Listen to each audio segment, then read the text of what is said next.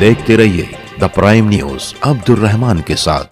कल रात नासिक शहर की सातपीर दरगाह को हटाने को लेकर नाराज लोगों ने पुलिस पर पथराव कर दिया, जिसके नतीजे में 21 पुलिस वाले जख्मी हुए, जबकि पुलिस की 3 गाड़ियों को भारी नुकसान पहुंचा है।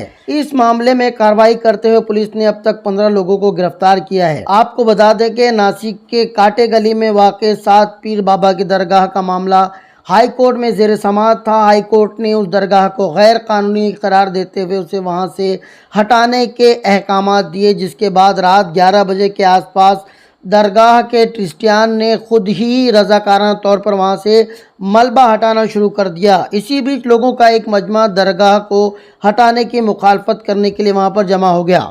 दरगाह ट्रस्टियान व पुलिस के जिम्मेदारान ने मजमे को समझाने की कोशिश की, साथ ही साथ हाई कोर्ट के फैसले का हवाला भी दिया, मगर नाराज लोगों ने किसी की ना सुनते हुए पुलिस पर पथराव शुरू कर दिया, जिसके जवाब में पुलिस ने भी लाठीचार्ज किया और आंसू गैस के गोले भी दागे। गनीमत ये रही कि मामला सिर्फ उसी इलाके तक महदूद रहा, नासिक शहर पर इसके असरात देखने को नहीं मिले। इस सिलसिले में पुलिस ने कार्रवाई करते हुए 57 मोटरसाइकिलों को जब्त किया है, जिनके बारे में पुलिस का ये कहना है कि पुलिस पर हमला करने के लिए आए हुए लोगों ने इन्हीं मोटरसाइकिलों का इस्तेमाल किया होगा। नई अपडेट के मुताबिक सुबह नासिक कारपोरेशन की जानिब से कार्रवाई करते हुए सातपीर दरगाह को बुलडोजर का इस्तेमाल करते हुए जमीन दोज कर दिया गया है। इस कार्रवाई से पहले पूरे इलाके को सख्ती से बंद कर दिया गया।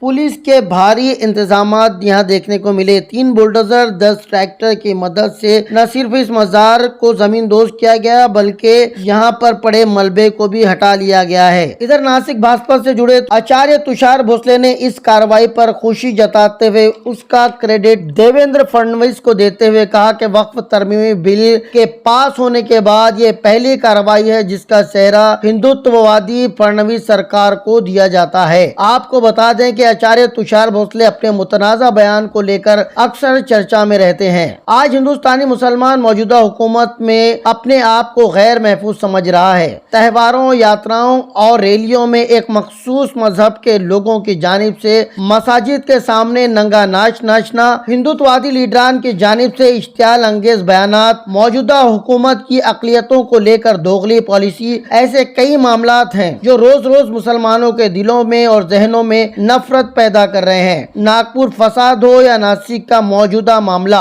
दिलों में दबी बगावत और नफरत का ही इसे नतीजा माना जा सकता है। हुकूमत को चाहिए कि अपनी पॉलिसी में नरमी बरतते हुए इंसाफ के तकाजे पर पूरा उतरे, वरना नफरत और बेइत्मीनानी का यह माहौल भारत के सभ्य समाज, हमारी एकता, अखंडता, सालमियत और मुल्क की सलामती के लिए खतरा बन सकता है। द प्राइम न्यूज के लिए अब्दुल रहमान की रिपोर्ट।